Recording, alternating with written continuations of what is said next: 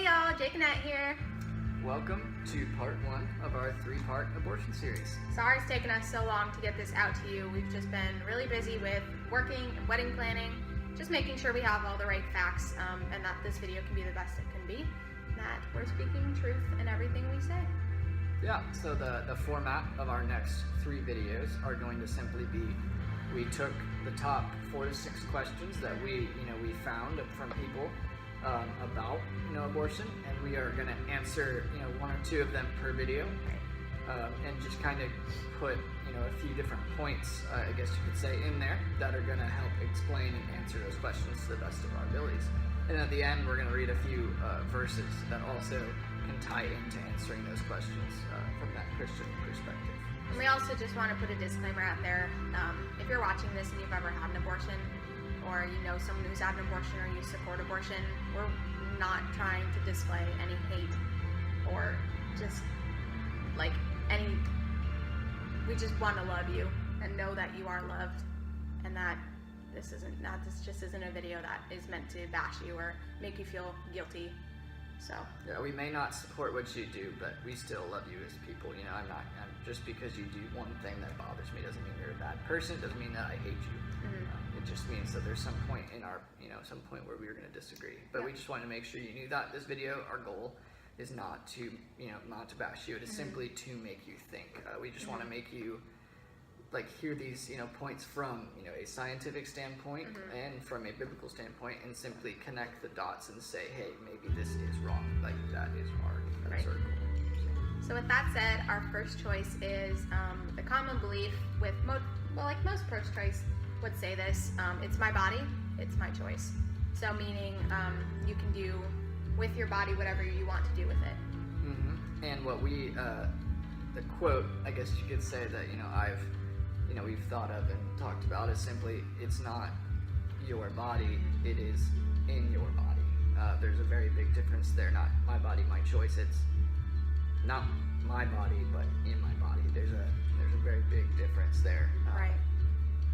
That we have come to realize. So.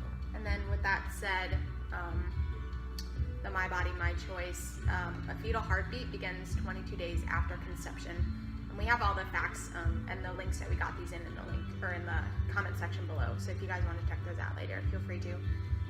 But the heartbeat begins 22 days after conception, and that's usually before most women find out they're pregnant. And it's pretty uncommon that you do find out you're pregnant before then. But yeah, so what I've realized, I hear a lot that also answers that question. People saying it's not alive when this is happening. Science has proven that 22 days in, around there, that baby's heartbeat actually is begun. And it's pumping blood. And it's pumping. Yeah, it's working. It's active. So it is life at that point. It is life at conception, but it is human. Furthermore, it is the whole big process has begun 22 days in, and most people don't even know they're pregnant at that point. So I was watching this video on Facebook that one of my friends must have shared, but it was a news anchor and the vice president of Planned Parenthood, and she was being asked if the baby has a heartbeat, what does that make it? And the president, vice president, whatever, was just avoiding the question over and over again, and she must have been asked 10 times, what is it? And every single time she's just coming up with some other topic to talk about and is just avoiding the question. And I know that's because she knows that that baby is human and that killing it is wrong. Yeah. Otherwise that wouldn't make sense to me. Why they wouldn't answer that question? It was simply, it has a heartbeat. What does that make it? And that's my biggest question for pro-choice, supporters. If it has a heartbeat and you're saying it's okay to kill it, what is it? It's not a clump of cells, and it's not just some tissue. So yeah, and what we've come to know, the baby that can be inside of women, it's going to have a different gender sometimes. It's going to have a different blood type most of the time, and it is always and most definitely going to have a Different DNA. It is impossible for there to be two different DNA types in the same person. Meaning, that DNA that's in that child or in that thing you call, that it can be called on the inside.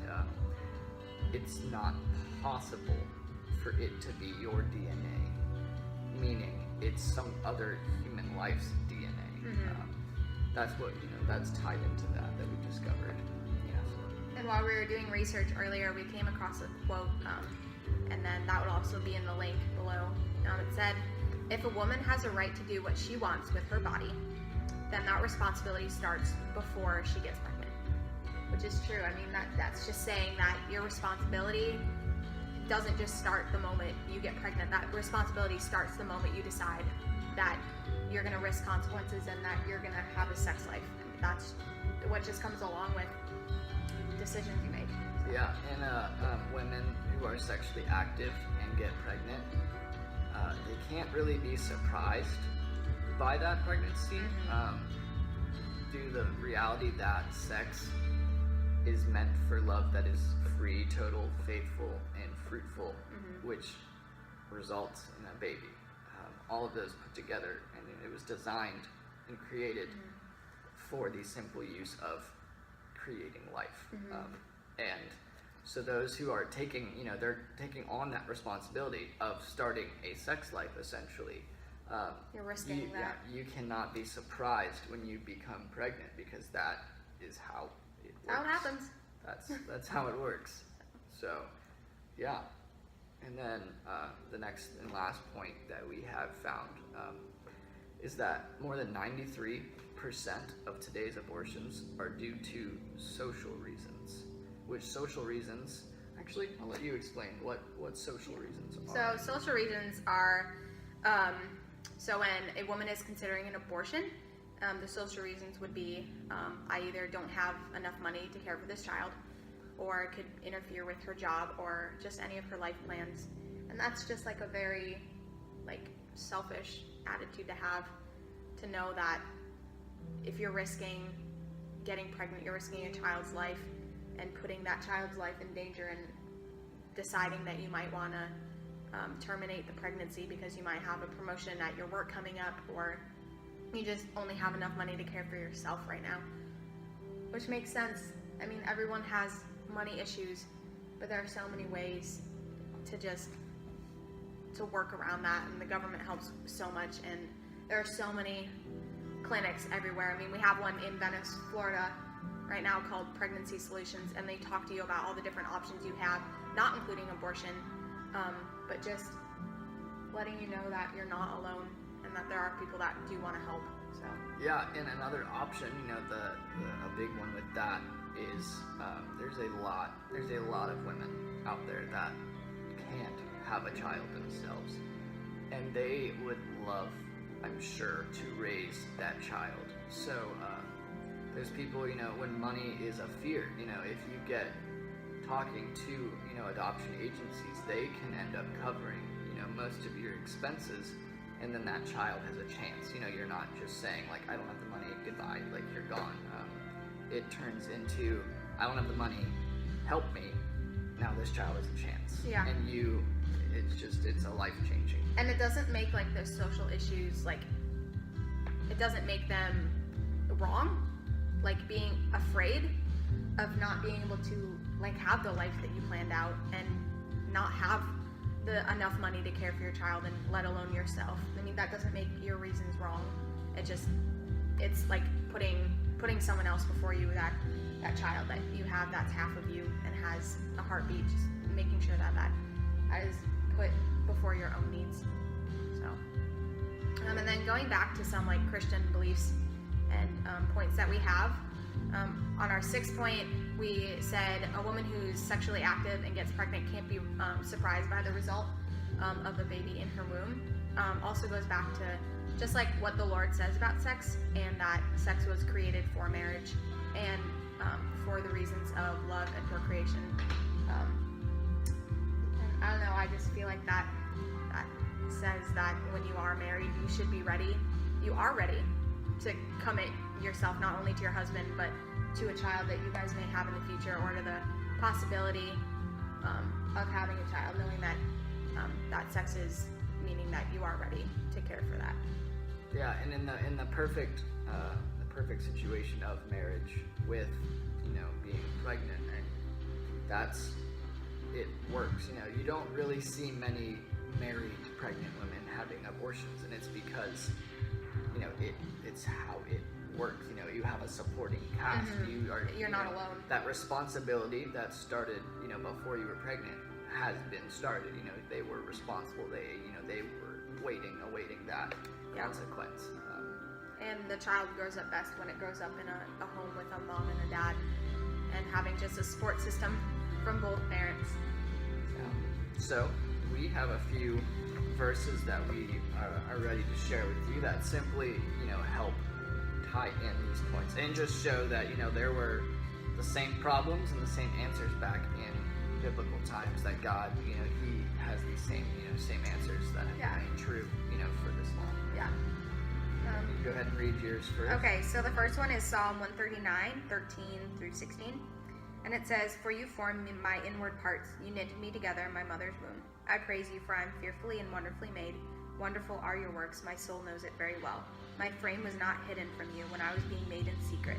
I was woven in the depths of the earth. Your eyes saw my unformed substance. In your book I was written, in every one of them. My days were formed before me, when yet there was none of them." And that's just saying that the Lord, He knows you. I mean, before anyone even knows who you're going to be or what you're going to do in this life. He has a plan for you and for your child. Yeah, and I have Isaiah 49, verse 15, and that says, "Never can a mother forget her nursing child. Can she feel no love for the child she has born? But even if that were possible, I would not forget you. So I have written your name on the palm of my hands. Always in my mind is a picture of Jerusalem's walls in ruins." So that's just saying that there is emotional baggage that comes with having an abortion and really killing off of like a part of yourself. I mean, that's what a baby is, a part of yourself. That's what it is. Yeah, and that second part of it, just I've written your name on the palm of my hands, just shows that every life has, it has meaning to God.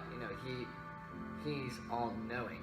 He has, the second He knits you and you are in that womb, He has your name already inscribed on the palm of His hand. Like, He knows you. He knows your life. Really amazing to think about.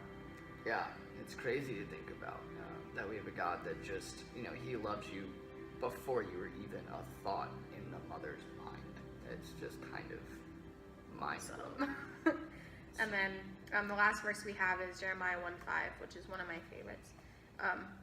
It says, "Before," and it goes back to what Jacob was saying too, "Before I formed you in the womb, I knew you, and before you were born, I consecrated you. I anointed you a prophet for all the nations."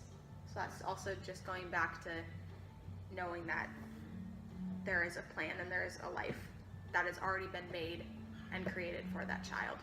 Yeah, and it's come to show that these children, there's been times where abortions haven't worked, and these children have gone on to simply do great things and make huge leaps and make big differences in this world. So change they the way that purpose. The world has ever worked. And some of those abortions that didn't work were, I think, one of our presidents actually. So. One of our presidents was he had to be born early due to, I think it was complications with his mother, and then his father died when he was only 2 or 3 months old. And so he was raised in a foster home and never was adopted. He was raised in foster care. Yeah. And then he came out and became the president and most powerful man in the entire United States of America. I mean, it shows that, just because as a parent, it might not feel like this child is going to be much just because, you're not ready. But what you don't know is how big of an impact that child could be having on this country. Big or small. And even an impact on your life too. You have no idea how much that child can change the way that you look at the world and look at abortion. But just goes to show like how faithful our God is, and just knowing that He has a plan for every single life that has ever been born, will be born, or before they were even born, He knew. So if you're not a Christian, we're just making sure that you know that we don't hate you, and that we're not trying to shame you or bash you for anything that you believe or anything that you've ever done in your life. We're just trying to show you the utmost love that we feel. So Yeah, we're just trying to simply even just make you take that second look and really process what this means. Yeah, what is every little thing of the part? Like, what am I doing? Like, what does all of it mean? Like, what is it going to lead to? Yeah. We just want to make you help you think and see what you can actually what's actually happening in that, and what could be happening if you weren't. There could be huge differences being made. So just thank you for watching. If you have any questions that you would want us to talk about, or any questions just for us, feel free to put it in the comments section. Feel free to like and subscribe, and just share with as many friends as possible, so we can reach out and make the biggest difference that we can. That would be a huge help with us, and hopefully for you. And like you said, if you guys have questions, feel free to leave them in the comments. We can try and leave some leftover time in the next video, and we can answer those. So, and even on our Twitter page, we'll link our Twitter down below, and you guys can ask us questions anytime you want. So we'll try to answer those. Thanks for watching, guys. We'll see you next week. Bye.